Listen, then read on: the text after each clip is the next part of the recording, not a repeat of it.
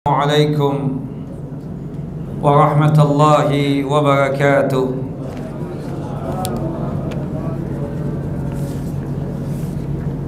Innal hamdalillah nahmaduhu wa nasta'inuhu wa nastaghfiruh wa na'udzu billahi min syururi anfusina wa min sayyiati a'malina. May yahdihillahu fala mudilla lahu ومن يضلل فلا هادي له. أشهد أن لا إله إلا الله وحده لا شريك له وأشهد أن محمدا عبده ورسوله. ولقد قال الله تعالى في القرآن العظيم يا أيها الذين آمنوا اتقوا الله حق تقاته ولا تموتن إلا وأنتم مسلمون. Wa ba'd, wa bishrah li sadri wa yassir li amri wa hlul 'uqdatam min lisani yafqahu qawli. Allahumma anfa'na bima 'allamtana wa 'allimna ma yanfa'una wa zidna 'ilma. Allahumma inna na'udzubika min zawali ni'matika wa fuj'ati niqmatika wa tahawuli afiyatika wa jami'i sakhatika. Allahumma inna na'udzubika min jahdil bala wa darakis syaqa wa su'il qada wa syamatatil a'da. Allahumma inna na'udzubika min adzabi jahannam wa min adzabil qubur wa min fitnatil mahya wal mamat wa min syarri fitnatil masiihid dajjal. Ikhwani wa akhawati fid din, a'azani wa a'azakumullah. Bapak dan Ibu yang dimuliakan oleh Allahu Jalla wa Ala, Majlis Ta'lim Masjid Al-Ala yang sedalam lindungan dan penjagaan Allahu Jalla Jalaluh, melanjutkan kajian kita pembacaan Kitab Tauhid, kitab yang disusun oleh Al-Allamah Al-Muhaddis Al-Faqih Muhammad bin Abdul Wahhab At-Tamimi rahimahullah rahmatan wasi'ah, yang dimana kita masuk pada bab yang ke-11, yaitu berkaitan dengan babu la yudbahu lillahi bimakanin yudbahu fihi li ghairillah. Bab ini menjelaskan dilarang menyembelih hewan atau binatang karena Allah, tapi di tempat yang biasa dilakukan padanya penyembelihan kepada selain Allah. Kita menyembelihnya lillahi ta'ala, untuk Allah, karena Allah. Tapi berhubung di tempat tersebut sering diadakan ritual kekafiran dan ritual kesyirikan, maka kita tidak boleh untuk menyembelih hewan tersebut di tempat yang sering terjadi kesyirikan atau perbuatan kesyirikan atau perbuatan kekufuran. Nah, pada bab yang ke-11 ini sangat erat kaitannya dengan bab sebelumnya. Bab yang ke-10 berkaitan dengan menyembelih hewan untuk selain Allah. Kalau bab sebelumnya, yaitu di bab yang ke-10, menyembelih hewan kepada selain Allah, berkaitan dengan maqasidnya, yaitu tujuannya, maka bab ini berkaitan dengan al-wasail. Al-wasail itu kalau kita artikan adalah sarana-sarana yang bisa mengantarkan seseorang jatuh ke dalam kesyirikan. Jadi di bab yang ke-10 itu memang tujuannya untuk melakukan kesyirikan, menyembelih hewan untuk selain Allah Jalla wa Ala, ditujukan untuk selain Allah. Tapi kalau bab yang ke-11 ini berkaitan dengan wasilahnya, wasailnya, sarananya yang bisa mengantarkan seorang hamba jatuh ke dalam dosa kesyirikan. Kenapa bab ini menjadi pembahasan Syekh Muhammad bin Abdul Wahhab? Karena kata beliau, tempat yang biasa dijadikan sebagai tempat penyembelihan atau dijadikan sebagai tempat persembahan kepada selain Allah, sejatinya telah menjadi syiar atau situs pelaksanaan kesyirikan itu sendiri. Sehingga jika seorang muslim menyembelih sembelihan di tempat tersebut, maka seakan-akan ia ikut serta meramaikan syiar tersebut, mengenalkan syiar-syiar tersebut. Dengan demikian pula seakan-akan dia telah meniru kaum musyrikin secara lahiriahnya. Sementara penyumpaan secara lahir adalah bahan yang subur untuk menumbuhkan benih-benih kecenderungan kepada kaum musyrikin, atau benih-benih kecintaan kepada kaum musyrikin, dan akhirnya membuahkan kesepakatan batin dengan batinnya mereka, hati kaum muslimin dengan hatinya orang-orang musyrikin. Karenanya kata Syekh Muhammad bin Abdul Wahhab, tidaklah heran ya jika syariat melarang keras sikap tasyabbuh atau sikap meniru-niru orang-orang kafir dan orang-orang musyrik pada perkara-perkara yang merupakan syiar-syiar dari orang kafir atau simbol-simbol dari orang-orang musyrik, seperti ya perayaan-perayaan mereka, atau seperti penampilan-penampilan mereka, atau pakaian yang menjadi ciri khasnya mereka. Termasuk juga seluruh perkara lainnya yang merupakan syiar dan ciri khasnya orang-orang musyrik atau orang-orang kafir.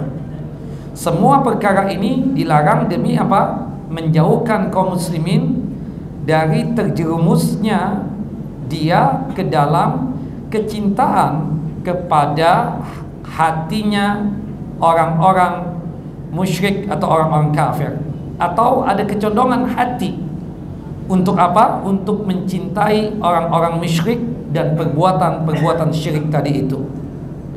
Bahkan ya, syariat melarang untuk sholat sunnah di waktu-waktu yang merupakan waktu terlarang ya. Seperti misalnya kita paham berkaitan dengan sholat sunnah itu kan ada dua ya. Ada sholat sunnah yang muayyana atau yang muqayyada. Itu sholat sunnah yang ada kaitannya dengan sesuatu, seperti qobliyah dan ba'diyah, itu muayyana karena memang ada kaitannya dengan sholat 5 waktu. Seperti sholat duha itu muayyana atau muqayyada, itu ada kaitannya dengan waktu. Nah, ada sholat sunnah yang sifatnya mutlak. Sholat sunnah mutlak itu tidak ada kaitannya dengan sholat wajib, tidak ada kaitannya dengan waktu, tidak ada kaitannya dengan keadaan, tidak ada kaitannya dengan tempat. Nah, berkaitan dengan yang terlarang ya, itu berkaitan dengan sholat sunnah mutlak. Ada 5 waktu sholat yang terlarang. Untuk sholat apa? Sholat sunnah mutlak ya. Karena kalau muayyana atau muqayyada dibolehkan, seperti tahiyatul masjid ya, di waktu yang terlarang sekalipun tidak mengapa. Nah, waktu terlarang itu apa? Ada 5 kan. Yang pertama setelah sholat subuh sampai terbit matahari. Yang kedua ketika terbit matahari. Yang ketiga ketika matahari percis di atas kepala kita yang tidak terjadi bayangan, itu kira-kira 10 menit sebelum zuhur. Kemudian yang keempat setelah asar sampai tenggelam matahari. Kemudian yang kelima adalah ketika tenggelam matahari. Nah, sebagaimana yang kita pahami, kenapa kita terlarang ya untuk mengerjakan sholat sunnah mutlak di waktu-waktu tersebut, khususnya ketika terbit matahari dan tenggelam matahari, karena di waktu itu kaum musyrikin ya itu sedang melakukan ritual ibadah mereka. Makanya kita terlarang untuk apa? Sholat ya di waktu-waktu tersebut, khususnya sholat sunnah mutlak. Nah, termasuk juga berkaitan dengan perkara kenapa kita tidak boleh sholat di kuburan ya. Itu berkaitan dengan masalah tempat. Karena kita paham, mengerti, biasanya ritual-ritual mereka itu selalu sebagai wujud pengabdian kepada seseorang ya, atau kepada ya maaf orang-orang yang diagungkan. Ya, kita paham, kita mengerti manusia itu bisa mulia dengan ketakwaannya. Tapi jangan sampai ya hak pengagungan untuk dia tersebut seperti kita mengagungkan Allah Jalla Jalaluh, dan ini terlarang. Makanya Allah dan Rasulnya melarang kita apa? Sholat di pemakaman atau di kuburan, seperti itu. Nah, Nah, maka oleh sebab itu ya kita katakan termasuk kita menyembelih hewan karena Allah. Tapi ketika kita menyembelihnya di tempat-tempat yang menjadi kebiasaan mereka tersebut, maka seakan-akan ada bantuan kita untuk menyebarkan syiar-syiar mereka, untuk menyebarkan tentang kebiasaan kesyirikan yang mereka lakukan. Makanya Allah dan Rasulnya melarang kita untuk menyembelih hewan meskipun kita niatkan karena Allah dan untuk Allah, di tempat-tempat yang menjadi kebiasaan mereka untuk beribadah atau untuk melakukan ritual. Wallahu a'lam bissawab. Nah, ini mukaddimah dari bab yang ke-11 ini. Di bab ke-11 ini, Syekh Muhammad bin Abdul Wahhab rahimahullah rahmatan wasi'ah membawakan dua dalil. Pertama, ayat Al-Quran surah At-Taubah surah yang ke-9 ayat 107 sampai ayat 108. Kemudian hadis Nabi SAW, hadis sahih yang dikeluarkan oleh Al-Imam Al-Bukhari dengan sanadnya memenuhi persyaratan Imam Bukhari dan juga oleh Al-Imam Muslim. Kita bacakan ayatnya berkaitan dengan hujjah atau dalil terlarangnya kita menyembelih hewan karena Allah di tempat yang biasa diadakan penyembelihan hewan kepada selain Allah Jalla wa'ala. Dalam surah At-Taubah surah yang ke-9 ayat 107 sampai ayat 108. Walladzina ittakhadhu masjidan diraran wa kufran wa tafriqan bainal mu'minina wa irsadan liman haraballaha wa rasulahu min qablu wa la yahlifunna in aradna illa al-husna wallahu yashhadu innahum lakadzibun. Dan di antara orang-orang munafik itu ada orang-orang yang mendirikan masjid, tujuannya mendirikan masjid untuk menimbulkan kemudaratan atau celaka untuk orang-orang mukmin, dan untuk kekafiran. Jadi orang-orang munafik, ini munafik i'tiqadi, Bapak Ibu. Kemunafikan itu ada dua. Pertama, an-nifaqul i'tiqadi, nifaq yang sifatnya keyakinan, sering diistilahkan dengan istilah an-nifaqul akbar, kemunafikan yang besar. Mereka berbajukan keimanan lahiriahnya, zahiriahnya berbajukan keimanan dan keislaman, tapi hatinya berbajukan kekufuran. Orang yang memiliki kemunafikan yang besar ini, itu kategorinya masuk golongan kafirin, orang-orang kafir. Di zaman Nabi, tokoh yang terkenalnya adalah Abdullah bin Ubay bin Salul. Ini nifaknya apa? Nifak i'tiqadi, nifak keyakinan, nifak yang besar. Ada kemunafikan yang kedua, an-nifaqu al-amali, kemunafikan yang sifatnya amali atau perbuatan. Sering diistilahkan dengan istilah an-nifaqu al-asghar, kemunafikan yang kecil, yang dimana kemungkinan besar kebanyakan kita melakukan kemunafikan yang kecil ini. Salah satunya disebutkan di dalam hadis Nabi SAW, ayatul munafik thalas, tanda kemunafikan itu ada 3. Idza haddatsa kadzaba, apabila berbicara bercakap-cakap dusta. Wa idza wa'ada akhlafa, apabila berjanji ingkar janji. Wa idza tu'mina khana, apabila diberikan amanah khianat. Ini sifatnya apa? Amali. Bagaimana hukumnya? Masih muslim, tapi dia dengan melakukan perbuatan kemunafikan tadi, dia telah melakukan dosa besar. Dianggapnya dalam Islam fasik, tapi keimanannya masih ada, tidak sampai membatalkan keislamannya. Beda dengan kemunafikan yang besar, an-nifaqul i'tiqadi, itu bisa apa? Membatalkan keimanan dan keislaman. Nah, di zaman Nabi, orang-orang munafiknya kemunafikan yang besar, kemunafikan yang sifatnya i'tiqadi, keyakinan. Ada di antara mereka ingin mendirikan masjid. Tujuan mereka mendirikan masjid untuk kongko-kongkonya mereka, untuk kumpul-kumpulnya mereka, dalam rangka apa? untuk mencelakakan orang-orang yang beriman, dan untuk apa? Menyebarkan kekafiran, dan untuk memecah belah antara orang-orang mukmin, serta ya menunggu kedatangan orang-orang yang telah memerangi Allah dan Rasulnya sejak dahulu. Yaitu apa? Ya, mereka ini sifatnya disifatkan di dalam ayat ini, orang-orang munafik tersebut mendirikan masjid tujuannya untuk apa? Ya, untuk menimbulkan kemudaratan, dan tujuannya untuk mencelakakan orang yang beriman, sekaligus juga untuk menyebarkan kekafiran. Ya. Kemudian watabriqan bainal mu'minin, dan tujuan mereka membangun masjid tadi untuk memecah belah kaum muslimin, sekaligus juga untuk mengintai dan menunggu. Menunggu siapa? Kaum kafir Quraisy. Kapan mereka itu menyerang kaum mukminin dan memerangi kaum mukminin? Nauzubillah min dzalik. Naam. Wala yahlifunna in aradna ilal husna. Ya. Mereka sesungguhnya bersumpah, kami tidak menghendaki selain kebaikan. Ketika, kenapa kalian kau membangun masjid juga? Oh, kami ingin kebaikan kok. Padahal Allah Maha mengetahui apa yang ada di hati mereka. Mereka membangun masjid untuk kumpul-kumpulnya mereka, kongko-kongkonya mereka. Tujuannya apa? Untuk memecah belah kaum muslimin dan ya memberikan kemudaratan dan celaka kepada orang yang beriman. Nah, sekaligus juga memata-matai orang yang beriman. Kemudian wallahu yashhadu innahum lakadzibun. Tapi Allah Jalla wa Ala menyaksikan atau menjadi saksi bahwa sesungguhnya mereka itu adalah para pendusta dalam sumpahnya mereka.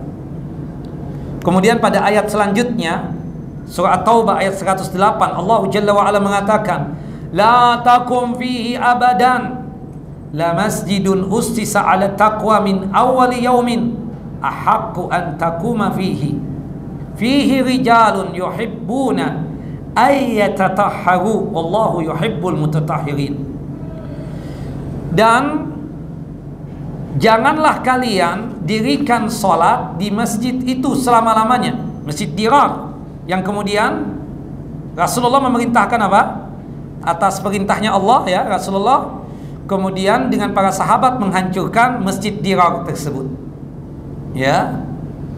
Makanya Allah memerintahkan kita, ya, memerintahkan kaum mukminin pada saat itu sahabat jangan sampai sholat di masjidnya mereka tersebut.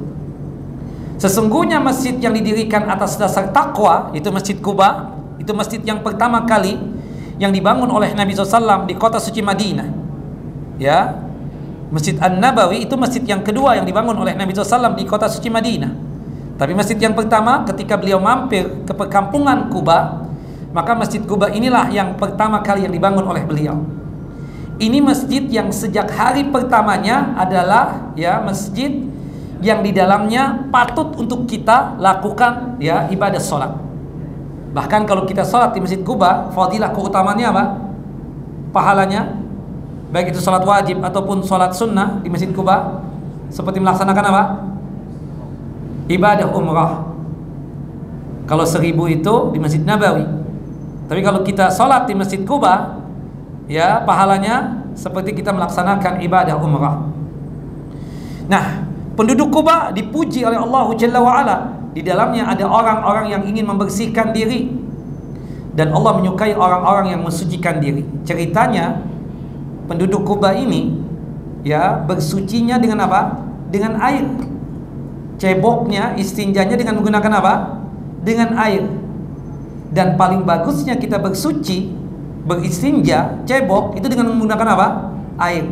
Karena air itu bermanfaat dua. Pertama menghilangkan kotorannya, yang kedua menghilangkan bau. Dan subhanallah, penduduk Quba dapat cara seperti itu dari mana? Bersuci dengan menggunakan air, cebok atau istinja dengan menggunakan air, dari siapa dapat? Dari Yahudi. Yahudi ya itu bersucinya dengan apa? Dengan air. Ceboknya, istinjanya dengan apa? Dengan air. Dulu kan perkampungan Yahudi Quba itu.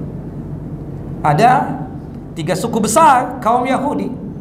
ya, Quraidah, Qainuqa dan Bani Nadir.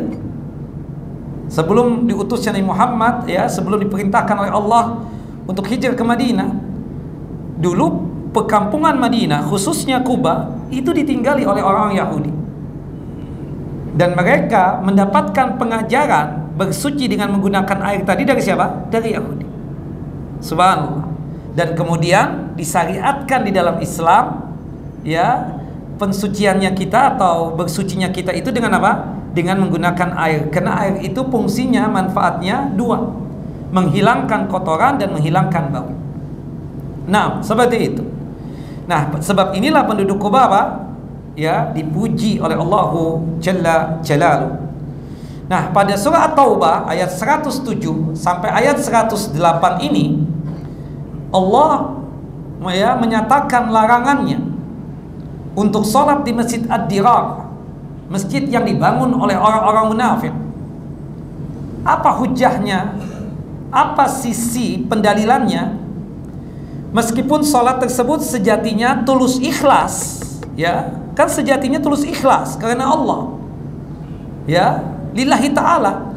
Namun ia tetap dilarang dikerjakan di Masjid Ad-Dirar tersebut. Kenapa? Karena Masjid Ad-Dirar itu tempatnya orang-orang munafik untuk menyebarkan syiar-syiar kekufuran, syiar-syiar kemunafikan, dan syiar-syiar kesyirikan. Subhanallah. Nah, sisi pendalilannya apa hubungannya dengan apa yang kita bahas ini berkaitan dengan menyembelih karena Allah Jalla wa'ala? Nah, Allah melarang kita untuk sholat di Masjid Ad-Dirar, meskipun kita ikhlas sholat di Masjid Ad-Dirar tersebut karena Allah lillahi ta'ala. Tapi masjid itu dibangun oleh orang-orang munafik, yang dimana mereka membangun tersebut, ya, membangun masjid bukan atas dasar ketakwaan, bukan atas dasar keikhlasan, tapi dalam rangka untuk apa? Untuk menghancurkan kaum muslimin, untuk menyiarkan, ya, syiar-syiar mereka, kemunafikan, kesyirikan, dan kekufuran. Nah, maka oleh sebab itu dilaranglah kita untuk salat di Masjid Dirar. Sama tadi, menyembelih hewan karena Allah, tapi di tempat yang biasa dilakukan oleh orang kafir atau oleh orang-orang musyrikin, maka kita terlarang. Kenapa? Karena seakan-akan kita ikut serta membantu untuk menyebarkan syiar-syiar mereka tersebut. Makanya kita terlarang. Jadi sangat jelas, ya, ayat ini mengandung larangan dari mengerjakan amal soleh di tempat yang merupakan syiar kemaksiatan, kekufuran, dan kesyirikan. Nah, makanya kalau kita saksikan, ya, kita kan tidak boleh sholat di 10 tempat. Ya, di antara alasan kenapa tidak boleh sholat di 10 tempat tersebut, ya, di antaranya yang paling kuat, ya, dikarenakan di situ tempat berkumpulnya para syaitan. Dan tempat paling banyak berkumpulnya syaitan itu biasanya di tempat kekufuran dan di tempat kesyirikan, termasuk juga di tempat maksiat. Nah, dari 10 tempat tersebut yang terlarang kita melaksanakan ibadah sholat di mana? Di tempat-tempat ibadahnya orang kafir dan musyrik. Yang kedua di tempat-tempat maksiat. Iya kan? Kita tidak boleh melaksanakan ibadah sholat, ya, maaf, ya, di tempat ibadahnya orang kafir, entah gereja, entah, ya, pura, vihara, kelenteng, sinagog, dan sejenisnya. Tidak dibolehkan, ya, kita sholat di tempat-tempat tersebut. Termasuk juga terlarang kita sholat di tempat maksiat. Terasa tidak mungkin juga seseorang yang ingin maksiat kemudian tahu-tahu ingin sholat di tempat tersebut. Misalnya ingin melakukan perbuatan zina di tempat pelacuran, kemudian dia tanya sama gahbehnya, sama syarmutohnya, sama pelacurnya, ya, ada musalah nggak di sini? Rasa nggak mungkin itu. Atau mungkin dia ingin mabuk, misalnya di night club, misalnya di diskotik. Kemudian sebelum dia beli khamar, dia tanya sama penjualnya, ada musalah nggak? Anda belum sholat isya nih. Rasa nggak mungkin itu. Tapi wallah alam, ya, seandainya ada juga, terlarang kita sholat di tempat itu. Karena itu syiar-syiar apa? Kemaksiatan, syiar-syiar kesyirikan, syiar-syiar kekufuran. Makanya tidak boleh. Makanya aneh kalau ada ustadz, ada dai, misalnya, maaf, ya ceramah atau berdakwah di tempat-tempatnya orang kafir, di tempat-tempatnya ibadah orang kafir, atau ada ustadz misalnya, maaf banget ya, dia tersebut dakwahnya nih, ngisi kajiannya di diskotik. Subhanallah, terasa tidak mungkin itu. Bayangkan membaca kitab tauhid, membaca ayat-ayat hadis di hadapan pelacur-pelacur, di tempat orang-orang yang mabuk misalnya. Rasa tidak mungkin itu, mustahil. Mereka itu akan mendengarkan ayat-ayat dan hadis-hadis Nabi Sallallahu Alaihi Wasallam. Waliyadzubillah ya. Nah ini hubungannya seperti itu. Meskipun kita ikhlas sholatnya, tapi sholat di masjid yang dibangun oleh orang munafik tadi, yang kemudian disuruh oleh Allah untuk dihancurkan, itu tidak diizinkan. Kenapa? Karena itu sama saja menghidupkan syiarnya mereka, syiarnya kemunafikan, kekufuran dan kesyirikan. Nah, kita pahamlah yang berkaitan tentang masalah ya segi pendalilannya tadi. Ala kulli hal, kita katakan kalau kita ingin memperdalam tentang pembahasan ini, tentu di sejarah ya pendirian Masjid Ad-Dirar tadi itu. Wallahu a'lam bishawab. Dan kemudian dalil yang kedua ya yang dibawakan oleh Syekh Muhammad bin Abdul Wahhab di dalam pembahasan yang ke-11 ini adalah hadis dari sahabat yang mulia Thabit bin Dhahhak radhiyallahu an. Beliau menuturkan bahwa ketika itu ada seseorang yang bernazar akan menyembelih unta di daerah Buwanah. Di daerah apa? Buwanah. Kemudian dia pun bertanya kepada Rasulullah sallallahu alaihi wasallam. Kita tahu nazar itu bagian daripada apa? Ibadah kita kepada Allah Jalla wa Ala. Nanti di bab yang selanjutnya kita akan membahas tentang masalah nazar. Kemudian Rasulullah SAW balik bertanya kepada sahabat tersebut, sahabat yang ingin menjalankan nazarnya, menyembelih hewan onta di daerah Buwanah. Hal kana fi hawasanun min awsanil jahiliyah yu'bad? Apakah di daerah Buwanah tersebut, di tempat tersebut, ada berhala-berhala yang pernah disembah oleh orang-orang jahiliyah? Qala, kemudian sahabat itu menjawab, la ya Rasulullah, tidak pernah terjadi. Kemudian Rasulullah bertanya lagi, fahal kana fiha 'idun min a'yadihim? Di daerah Bawanah tadi, di tempat tersebut, apakah pernah diadakan hari rayanya orang kafir dan musyrik? Sahabat itu menjawab, la ya Rasulullah, tidak pernah ada satu perayaan dari kalangan musyrikin atau kafirin yang diadakan di daerah Bawanah tadi itu. Faqala Rasulullah SAW, baru Rasulullah SAW memberikan instruksi seperti ini, aufi binadrika, laksanakan nazarmu, silahkan sembelih itu onta di daerah Bawanah tadi atau Buwanah tadi. Fa innahu la wafa'a li nadrin fi ma'siyatillah wala fi ma la yamliku ibnu Adam. Sesungguhnya tidak boleh nazar itu dilaksanakan jika mengandung kemaksiatan kepada Allah Jalla wa Ala, dan tidak boleh nazar itu dilaksanakan jika terkait hal yang tidak dimiliki oleh seseorang.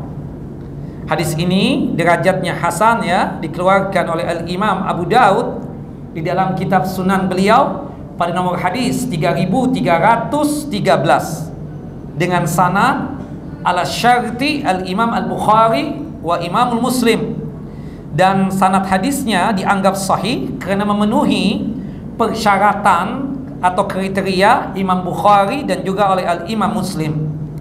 Hadis ini menjelaskan kepada kita semua bahwa Nabi kita Muhammad sallallahu alaihi wasallam melarang menyembelih ya, menyembelih sembelihan ya, karena Allah di tempat yang dahulunya merupakan tempat penyembelihan kepada selain Allah. Sahabat yang bernazar tadi untuk menyembelih onta, dia bernazar karena siapa? Karena Allah. Dan menyembelih onta tersebut karena siapa? Karena Allah. Tapi Rasulullah berwanti-wanti di daerah Buwanah tadi, apakah ada penyembelihan selain Allah Jalla wa Ala, diperuntukkan untuk selain Allah? Kata sahabat tadi, tidak ada, tidak pernah terjadi. Pertanyaan yang kedua yang ditanyakan oleh Nabi di daerah Buwanah tadi, apakah pernah terjadi didirikan perayaan orang-orang kafir dan musyrik? Kata sahabat tersebut, tidak pernah terjadi ya Rasulullah. Baru Rasulullah mempersilahkan untuk menjalankan nazarnya tadi. Kenapa kok dilarang oleh Nabi SAW? Seandainya di tempat tersebut pernah terjadi ya penyembelihan hewan untuk selain Allah, ya, kemudian kita atau siapapun ingin menyembelih hewan karena Allah di tempat tersebut, kenapa tidak boleh? Alasannya seperti ini.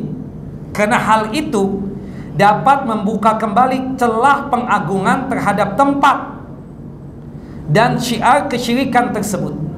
Antum tahu kejadian ya di daerah Hudaybiyah pada saat Rasulullah berbaiat, berjanji setia kepada sahabatnya yang berjumlah 1.400 sahabat. Itu kan berada di bawah pohon, ya, disebutkan di pohon, di bawah pohon, ya, Rasulullah melakukan baiat tersebut. Sepeninggalnya Rasulullah, banyak di antara tabi'in yang datang ke daerah Hudaybiyah untuk melaksanakan ibadah di bawah pohon tersebut. Ketika di zaman Umar bin Khattab dengan pasukannya dan pengawalnya membawa kapak untuk ya menebang itu pohon. Ketika Umar datang ke masjid sholat subuh pada waktu itu, kok masjid sepi? Umar bertanya, orang kampung pada kemana? Sahabat-sahabat kita yang ditinggal di sini pada kemana? Kata imam ya, atau kata orang yang aktif di masjid tersebut, oh mereka biasa melaksanakan ibadah sholatnya di bawah pohon yang dimana Rasulullah melakukan perjanjian ya dengan para sahabatnya, melakukan baiat, janji setia dengan para sahabatnya. Kata Umar bin Khattab, habis salat subuh, temani anak untuk menebang itu pohon. Bahwasanya tempat itu tidak ada kemuliaan sama sekali. Yang utama sholatnya di mana? Di masjid, bukan di bawah pohon tersebut. Tidak ada keberkahannya sama sekali. Nah, ini wanti-wantinya Umar apa? Agar jangan sampai ada kaum muslimin ya kita katakan mengagungkan suatu tempat ya seakan-akan kalau beribadah di tempat tersebut punya nilai yang berbeda di tempat dibandingkan tempat yang lain. Ini na'udzubillah. Termasuk juga kita katakan kita iktikaf disyariatkan di tempat kita tinggal, di tempat kita bermukim. Ketika kita safar untuk menuju suatu masjid untuk iktikaf di masjid itu boleh tidak? Tidak dibolehkan kecuali 3 masjid. Masjidil Haram, Masjid Nabawi, dan Masjidil Aqsa. Kata Nabi SAW, la tasuddu rihal illa ila salasah masajid. Janganlah kalian melakukan safar untuk tujuan ibadah kecuali di 3 masjid. Subhanallah. Ustadz bukan apa-apa Ustadz, ana memang dari Bandung Ustadz, tapi ana ingin iktikaf di Masjid Al-Ala. Karena di Masjid Al-Ala ini kegiatannya banyak, pengajiannya aja sampai sehari 3 kali. Ana ingin mengisi iktikaf ana dengan kajian tersebut. Antum boleh datang ke masjid ini, tapi jangan niatkan antum iktikaf di masjid ini. Ini terlarang. Seakan-akan masjid ini memiliki keistimewaan dibandingkan masjid-masjid yang lainnya. Itu yang tidak boleh. Untuk ikut kajiannya monggo, silahkan. Untuk ikut kegiatannya boleh. Untuk sholatnya boleh. Tapi menghususkan iktikaf di suatu tempat, apalagi di luar kota, ya itu terlarang. Kecuali apa? 3 masjid, ya, Masjidil Haram, Masjid Nabawi, dan Masjidil Aqsa. Itu yang jelas-jelas ada syariatnya. Ini kita katakan itu tempat dulu tempat peribadahannya orang kafir. Itu tempat perayaannya orang kafir. Kenapa antum sholat di situ? Kenapa antum menyembelih hewan di situ? Ada apa dengan antum ini? Nah, kenapa dilarang oleh Nabi SAW? Tidak lain sudduz zari'ah, untuk menutup jalan agar jangan sampai nanti ada anggapan dengan kita menyembelih hewan yang kita menyembelihnya itu karena Allah, ya, tapi di tempat yang pernah diadakan kesyirikan di situ, seakan-akan ingin menghidupkan kesyirikan itu di tempat itu lagi. Betapa banyaknya yang terjadi hal itu di tempat kita. Bukan begitu? Nah, subhanallah, diagungkan suatu tempat. Luar biasa kan? Nah, zaman dulu antum tamasya apa? Religi itu. Saya tanya tamasya religi itu maksudnya kemana? Ke Mekah, ke Madinah. Boleh kan? Ke Masjid Haram, Masjid Nabawi. Enggak, ke kuburan-kuburan. Ngapain Pak? Anak ingin sholat di situ. Astagfirullah. Enggak cukup antum sholat di Masjid Al-A'la aja. Enggak, kayaknya kalau sholat di situ satu khusus. Nah, ini Bedanya, karena di situ ada syekhnya, di situ ada ustadz yang meninggal, ya, dan macam-macam sudah. Meskipun dia sholatnya ikhlas karena Allah Jalla wa'ala, tapi dia sholat di tempat yang terlarang. Dan kuburan kan salah satu tempat yang terlarang kita untuk melaksanakan ibadah sholat. Wallahu a'lam bissawab.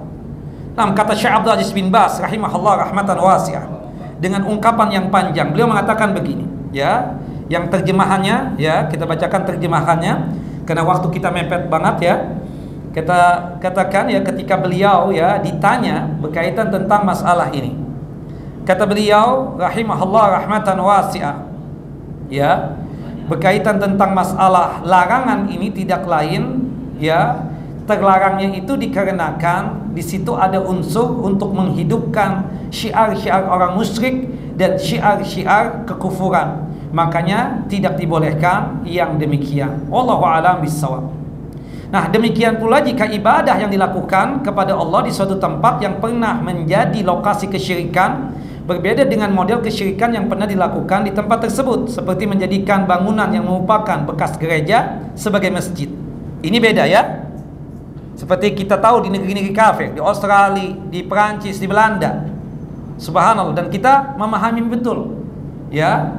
Subhanallah, kita kenapa kok belinya gereja?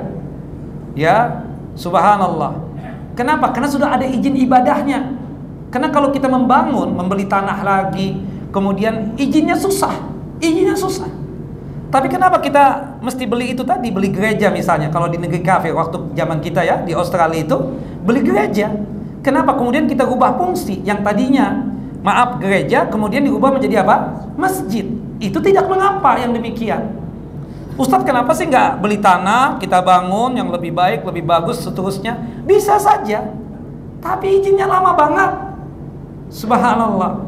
Dan kadang-kadang agak dipersulit, ya, kadang-kadang dipersulit. Kita katakan harat marat, bohong, human right, nggak ada. Kalau untuk kaum muslimin untuk beribadah dipersulit juga untuk membangun masjid. Nah, makanya supaya lebih mudah, apa? Dengan cara seperti itu tadi. Subhanallah, yang dimana tempat-tempat ibadah mereka itu yang sudah tidak kita katakan tidak aktif lagi, ya, kemudian dijual oleh mereka, kemudian dibeli oleh kaum muslimin, dijadikan apa? Masjid. Itu tidak mengapa yang demikian. Dalilnya apa? Umar bin Khattab radhiyallahu an, ya, pernah sholat di gereja Baitul Maqdis. Setelah gereja itu dijadikan sebagai apa? Sebagai masjid.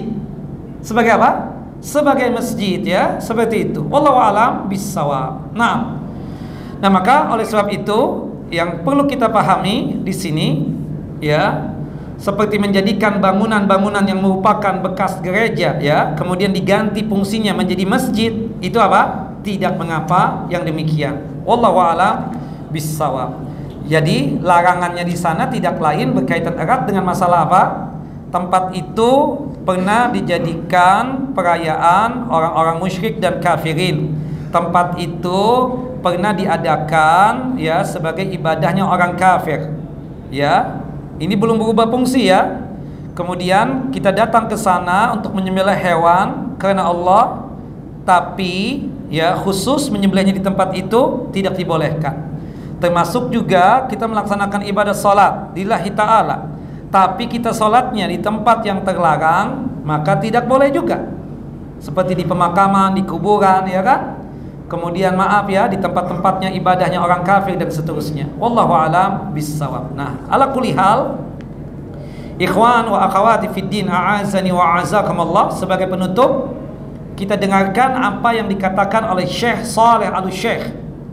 Kata beliau rahimahullah, ya, li'anna nahyan Nabi SAW anis salati fi masjid dirar wa aniz zabhi lillah bimakanin yuzbahu fihi li ghairillah innama huwa li'anna suratul ibadah wahidatun fa suratul zabhi minal muwahhid wa minal musyrik wahidatun.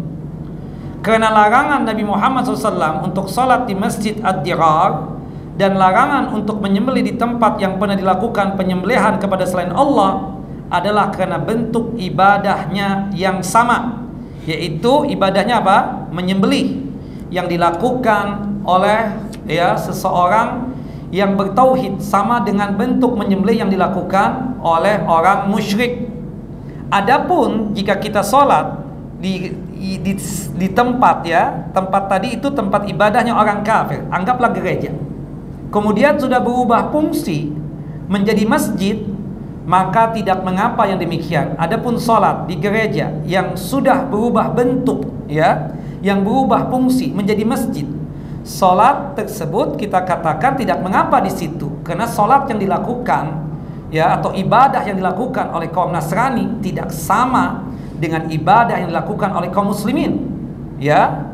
Mereka berdoa, tapi doa yang dilakukan oleh kaum muslimin berbeda dengan doanya yang dilakukan oleh kaum Nasrani, kan seperti itu.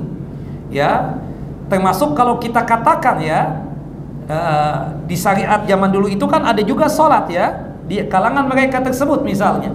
Nah, sholatnya itu berbeda dengan sholatnya kaum muslimin, sehingga orang yang melihat seorang muslim sholat anggaplah misalnya di gereja yang sudah berubah fungsi menjadi masjid tersebut, akan mengetahui bahwa sholatnya tersebut adalah sholatnya seorang muslim, bukan sholatnya kaum Nasrani. Beribadahnya kaum muslimin itu berbeda dengan beribadahnya kaum Nasrani. Wallahu a'lam bissawab. Nah, ini kesimpulan-kesimpulan yang ingin kita pastikan dari hadis ini. Yang pertama, terlarang kita untuk menyembelih hewan meskipun karena Allah di tempat yang biasa diadakan penyembelihan untuk selain Allah Jalla wa Ala. Yang kedua, terlarang kita untuk menjalankan apapun berkaitan dengan ibadah kita seperti nazar di tempat-tempat yang biasa diadakan perayaan kaum musyrikin atau kafirin. Dan adapun masjid, adapun gereja atau tempat-tempat ibadah kaum kafirin atau musyrikin yang sudah berubah fungsi menjadi masjid, maka tidak mengapa kita untuk sholat di tempat tersebut atau di masjid tersebut karena fungsinya apa? Sudah berubah. Yang tadinya gereja menjadi apa? Menjadi masjid. Dan ini kesepakatan seperti itu. Wallahu a'lam bissawab. Ini berkaitan tentang masalah penguatan tauhid. Untuk apa? Penguatan tauhid. Artinya ibadah yang kita lakukan itu untuk Allah. Kemudian wasailnya pun juga, wasilahnya itu hendaknya betul-betul tertujunya kepada Allah. Jangan sampai wasilahnya sarananya itu masih berbaukan apa? Kesyirikan, masih berbaukan apa? Kekufuran. Itu yang dilarang pada bab yang ke-11 ini. Wallahu a'lam bissawab. Wa sallallahu nabiyana Muhammad wa ala ali Muhammad kama shallaita ala Ibrahim wa ala ali Ibrahim innaka Hamidun Majid. Allahumma barik ala Muhammad wa ala ali Muhammad kama barakta ala Ibrahim wa ala ali Ibrahim innaka Hamidun Majid. Kita tutup kajian kita dengan masing-masing kita baca doa kafaratul majlis. Subhanakallahumma wa bihamdika asyhadu an la ilaha illa anta astaghfiruka wa atubu ilaik. Assalamualaikum warahmatullahi wabarakatuh.